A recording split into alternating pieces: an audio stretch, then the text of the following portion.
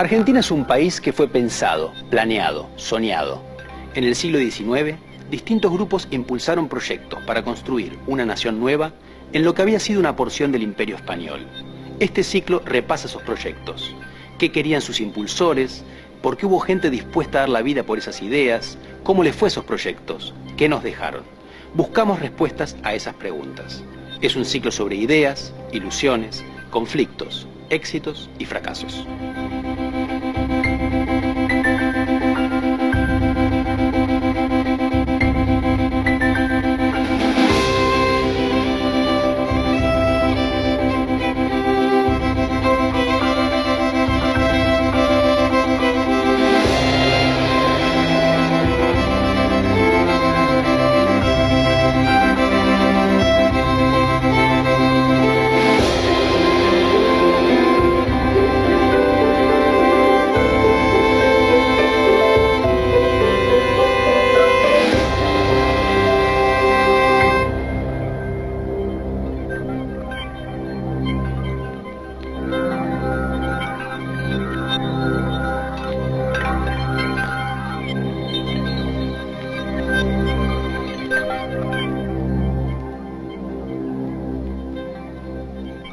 En 1910 se cumplieron los 100 años de la Revolución de Mayo, el mito de origen de la Argentina.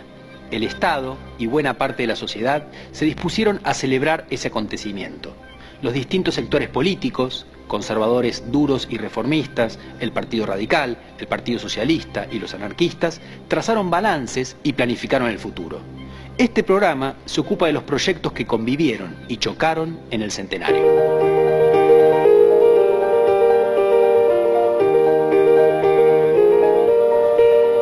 Para los sectores dominantes, el centenario constituía la ocasión para mostrar al mundo cómo la Argentina había conseguido ciertas metas de una sociedad considerada moderna, como el crecimiento económico. Los festejos que impulsaron, con eje en Buenos Aires, eran un auto-homenaje. Quienes hasta allí habían conducido los destinos nacionales se adjudicaban haber puesto en marcha la modernización a través del progreso económico. Creían, así, ser los artífices del milagro argentino, milagro que además los tenía como grandes beneficiarios.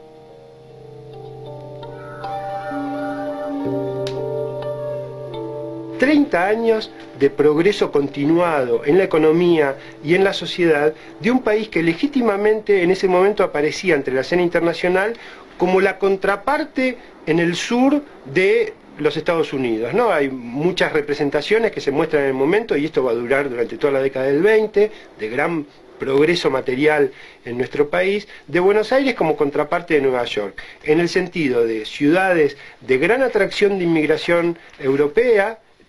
Buenos Aires tiene índices de crecimiento inmigratorio absolutamente extraordinarios en el mundo y de gran progreso material, de realizaciones permanentes, de crecimiento del Producto Bruto, etc.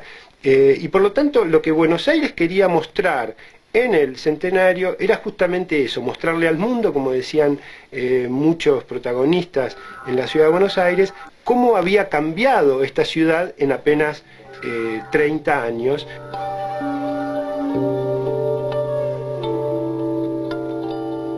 Se habla mucho del centenario, el primer centenario, como un periodo de gran prosperidad y gran consolidación, pero no era tan así. Prosperidad sí había, aunque mal distribuida, pero había prosperidad. Y sin embargo había tensiones sociales muy fuertes, mucho más que lo que se cree en general. El 25 de mayo de 1910 explotaron 2 bombas en pleno Teatro Colón. Hubo ya del año anterior y después una represión muy fuerte a movimientos obreros y movimientos socialistas.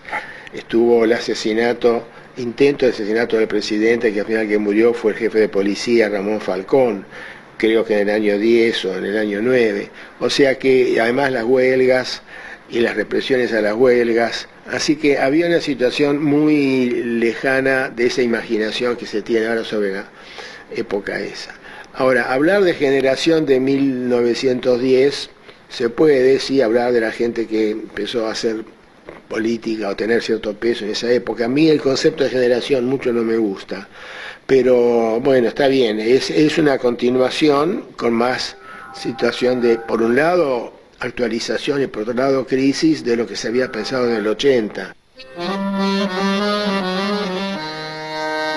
Muchos trabajadores, sobre todo los de origen inmigrante, pertenecían a organizaciones sindicales de clase, en gran medida de extracción anarquista. La clase dirigente advertía este fenómeno con preocupación. Junto al crecimiento económico se delineaba el conflicto social. Los trabajadores comenzaron a enarbolar demandas históricas, como la jornada laboral de 8 horas y medidas para mejorar sus condiciones de trabajo y de vida. Los anarquistas, además, proponían construir una sociedad nueva, sin jerarquías ni explotación. La forma de lucha que impulsaban era la huelga general revolucionaria. La clase dirigente impulsó la sanción de 2 leyes para combatir al anarquismo. La de residencia, en 1902, que facultaba al Poder Ejecutivo para deportar a todo extranjero considerado como un peligro social, y la Ley de Defensa Social en 1910, que prohibía la publicidad anarquista y controlaba el ingreso de extranjeros politizados. Se basaban en la idea de que la Argentina era un país de riquezas inagotables y que la interrupción de la armonía social provenía desde afuera. La ley de residencia y la ley de defensa social, que se dictan en la primera década del siglo, una coincidiendo incluso con el centenario, y en función de cierta paranoia por parte de la burguesía argentina respecto de la posibilidad o no de hacer los festejos del centenario, que entre paréntesis se hicieron bajo estado de sitio, ¿no? O sea, lo que habla también a las claras un poco del tipo de progreso que había, tenían como blanco al anarquismo, ¿no? Por lo menos aparecía así en los discursos conservadores y en los discursos del establishment político, ¿no? Pero, insisto, digamos, una parte de eso tenía que ver con que cierta figura del anarquista había sido construida como el enemigo público de la sociedad argentina, aquel que desintegraba y que de alguna manera era el sustituto, era la figura que permitía explicar una sociedad que estaba atravesada por un sinnúmero de conflictos, ¿no? Entonces, el anarquista ahí funcionaba como clave explicatoria de las desigualdades sociales, de las alteraciones, de los conflictos. Entonces era una figura que, digamos, en cierta medida servía, digamos, ¿no?, propagandísticamente al régimen y al Estado. Pero además, efectivamente, el anarquismo, en ese momento, a través de la Federación Obrera de la Región Argentina, tenía un poder de movilización y de puesta en crisis, una crisis relativa, obviamente, ¿no?, de la sociedad argentina, que era importante y que de alguna manera estas leyes, digamos, tratan de contener.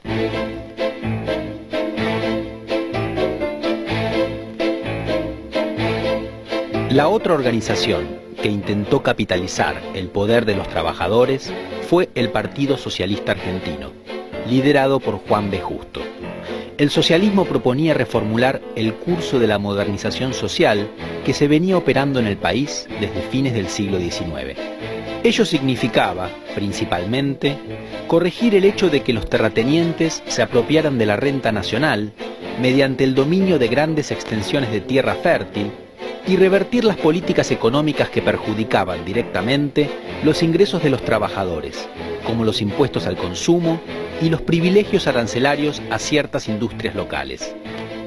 El socialismo no cuestionaba el modelo agroexportador, pero detectaba la complicidad entre las élites económicas y las políticas y veía a la democratización política como la condición de posibilidad de un reparto más justo de la riqueza.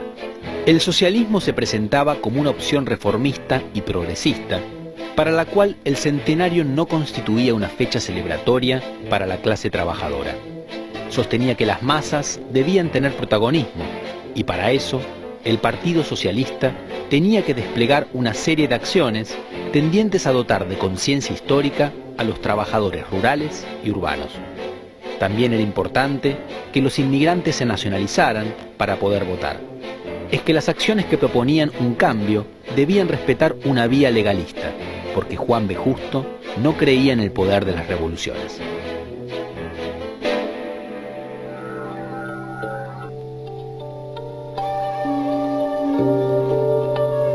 Una preocupación que la dirigencia del periodo tuvo fue al enfrentar los problemas de la cuestión social y en particular al componente que la cuestión obrera planteaba dentro de esa gran cuestión social, fue discriminar entre la dirigencia socialista. El Partido Socialista se había fundado en 1896 y en cierto modo las características de la dirigencia socialista permitieron cierto diálogo con la dirigencia liberal del periodo por las características mismas de su composición, muchos profesionales, médicos, abogados, muchos profesores universitarios, con los cuales muchos de los dirigentes de la fracción liberal preocupada por enfrentar estos problemas sociales encontró interlocutores que consideraba legítimos.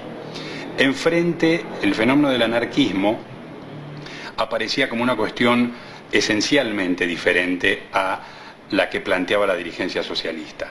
Con esta última, como dije, los liberales pretendían establecer un diálogo que condujera a la implementación de medidas de reforma social implementadas en general a través de nueva legislación por el Congreso.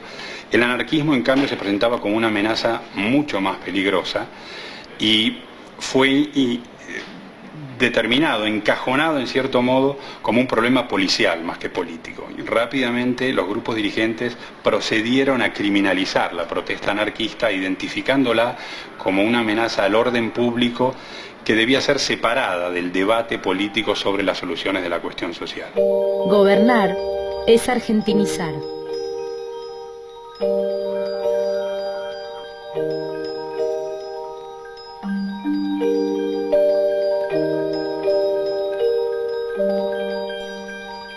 El nexo que ciertos sectores de la élite establecieron entre la inmigración y el conflicto social disparó una serie de debates en torno a la identidad nacional. El escritor Leopoldo Lugones fue una de las voces más destacadas en esta querella, argumentando que el Martín Fierro era el poema épico nacional y el gaucho el sujeto más representativo de la Argentina. La postura de Lugones pretendía consagrar al gaucho Martín Fierro como ícono nacional para contraponerlo con el trabajador inmigrante organizado en sindicatos obreros, quien era identificado como el causante de un conflicto social que, según este ideario, no tenía raíces en la sociedad.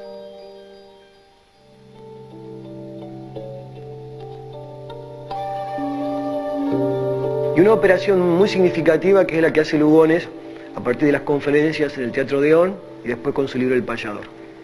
Uno podría decir que Lugones es el que de alguna manera construyó las condiciones posibles para que Martín Fierro se convirtiera en libro nacional. El Martín Fierro no era nuestro libro nacional, era un libro poco recomendado, era un libro que por su nivel de violencia, por su nivel de agravios, por su nivel, digamos, de protesta, era mucho más reivindicado por los anarquistas que por el Estado. Las operaciones que hace Lugones son muy interesantes y particularmente lo que hace es conectarlo con las grandes tradiciones de los poemas épicos. De alguna manera llena un vacío cultural que hace que la Argentina, al tener su libro, se incorpora a las grandes tradiciones de las naciones con su libro canónico. Y esta es una operación notable. Durante el momento más solemne de nuestra historia, la salvación de nuestra libertad fue una obra gaucha. La revolución estaba vencida en toda la América.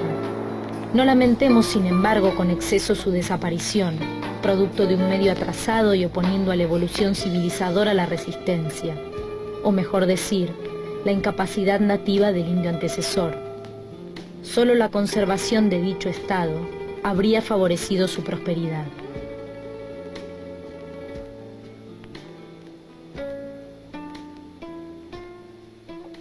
La Argentina había recibido una proporción de inmigrantes que no tiene comparación con ningún otro país del mundo. El doble que los Estados Unidos en porcentaje en relación con la población.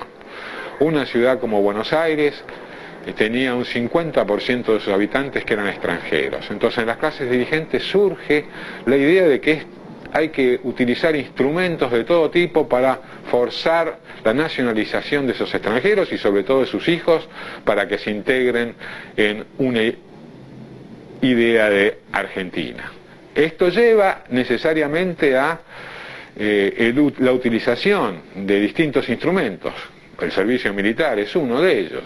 El voto obligatorio, es otro de los instrumentos, y la educación patriótica, es decir, la consagración de un pasado, la imposición de un pasado mítico, fundador, en el cual los descendientes de los extranjeros tenían que reconocerse.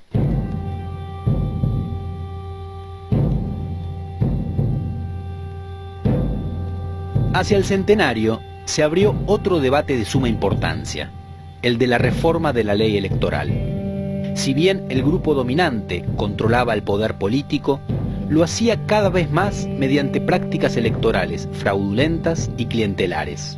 La protesta social de los trabajadores y sobre todo la permanente presión del radicalismo, que se abstenía de votar, fueron creando las condiciones propias de una crisis de legitimidad política. En este caso, la línea reformista de la clase dirigente triunfó sobre la conservadora. Encaró un cambio ambicioso que buscaba erradicar el fraude, relegitimar al grupo dominante e instituir a los partidos políticos como los órganos adecuados para vehiculizar ideas e intereses colectivos.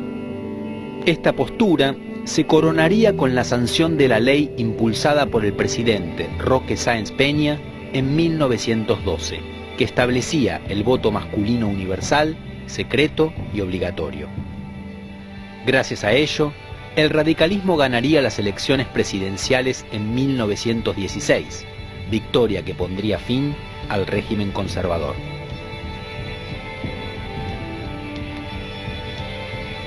Ante la evidencia de una insólita regresión, que después de 25 años de transgresiones a todas las instituciones morales, políticas y administrativas, amenaza retardar indefinidamente el restablecimiento de la vida nacional, es sagrado deber del patriotismo ejercitar el supremo recurso de la protesta armada, a que han acudido casi todos los pueblos del mundo en el continuo batallar por la reparación de sus males y el respeto de sus derechos.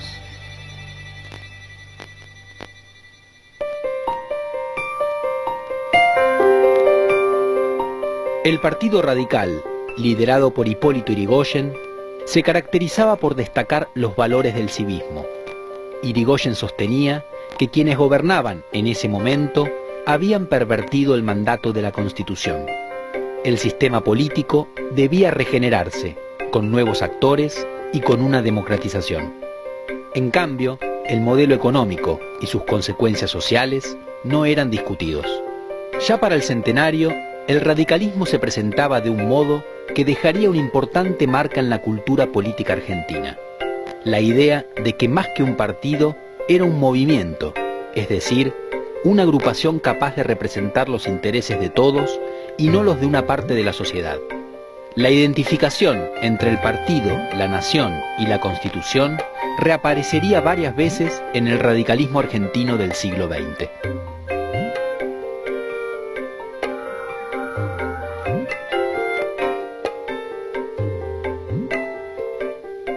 El radicalismo,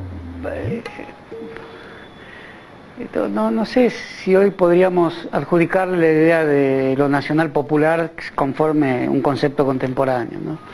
Y sin duda tiene una idea de nación, pero hay algo por encima de esa idea, que es digamos, cierto patetismo, hay una dramaturgia, hay una construcción de textos que provienen de la lectura de un filósofo un poco ignoto, pero que Yrigoyen conoce bien, que es Krause, que considera la acción política como algo que proviene de cierta sacralidad. O sea que eso pondría la idea de que los textos de la nación tienen que ser textos reparadores y tener cierta sacralidad. Y en ese sentido hay un universalismo de la sacralidad política que en el primer radicalismo está por encima de la idea de nación.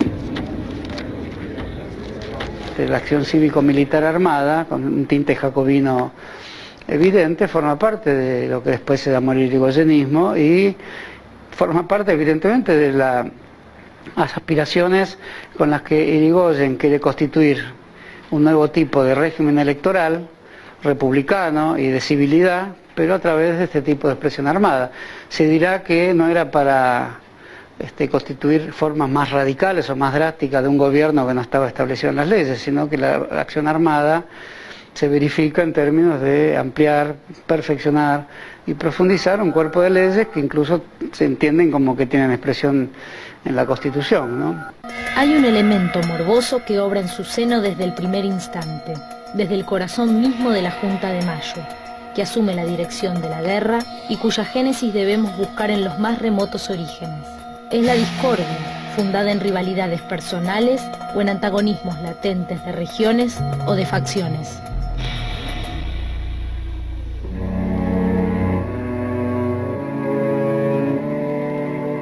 Algo compartían casi todos los actores políticos, conservadores, reformistas, radicales, socialistas e incluso anarquistas en el momento del centenario: la creencia de que el siglo XX debía coronar una historia motorizada por el progreso.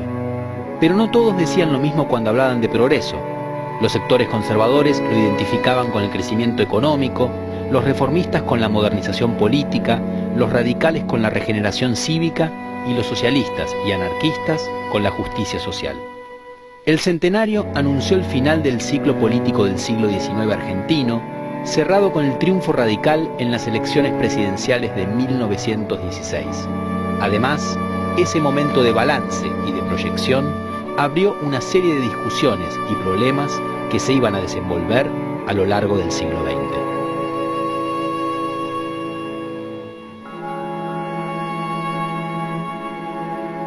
A mí me parece que esa nostalgia respecto a la Argentina del centenario, por un lado se liga con esta percepción de que ahí sí había un proyecto de país, con la que recién intentaba discutir. Y por otro lado me parece que como operación solo puede sostenerse tapando, solo puede sostenerse desviando los ojos de lo que efectivamente sucedía en esos años y en particular en 1910. Digo, la celebración del centenario en la Argentina se produjo con estado de sitio. La celebración del centenario en la Argentina estuvo rodeada de incendios de los locales, del local anarquista donde se producía el diario La Protesta, incendio de locales socialistas, en donde también se editaba el diario La Vanguardia, incendio de un circo en el que pensaban reunirse los sectores populares para celebrar esa jornada, incendios que no hacían más que mostrar la inquina de esta élite, de sus jóvenes, de sus llamados indios bien, contra todo aquello que afeara lo que imaginaban era la Argentina, que en particular era Buenos Aires, la París de Sudamérica. Indudablemente, ante el bicentenario se hacen comparaciones con el centenario. Muchas miradas sobre ese momento están teñidas de una visión idealizada, que como ocurre con cualquier idealización, es falsa. Se enfatiza que la concurrida celebración del centenario se hizo en medio de un gran crecimiento económico del país. Pero se olvida que había un sistema político cerrado, con represión y una importante desigualdad social. Este bicentenario supuso un repaso crítico de nuestra historia e introdujo su nota central en la enorme participación popular vista en los festejos. Fue la mayor concentración de la historia argentina. La multitudinaria celebración de nuestro origen revolucionario tal vez sirva para mostrar que es posible transformar la realidad, siempre que haya muchos, gente, pueblos, dispuestos a no aceptar las injusticias. En 2010, la nación celebró junto al pueblo.